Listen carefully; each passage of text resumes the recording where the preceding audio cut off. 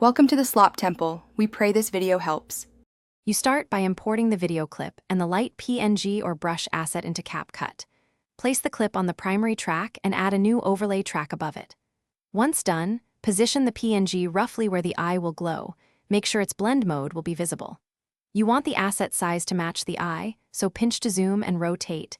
This ensures alignment. Also, reduce opacity slightly to avoid harsh edges while keeping visible brightness. You now animate the glow so it follows eye movement. Select the overlay, set blend to screen or add, then enable keyframes for position, scale, and opacity.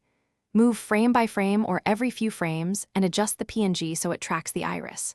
Once done, apply a mask around the eye and feather the mask to 0-30% to blend. This removes hard edges.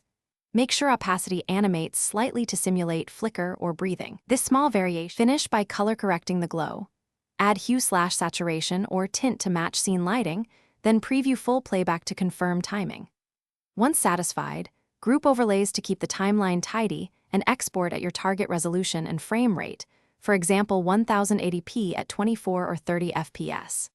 If the glow slips, reopen the keyframes and tighten position keys, or use Capcut's motion tracking on the eye and parent the overlay. This fixes most alignment issues quickly.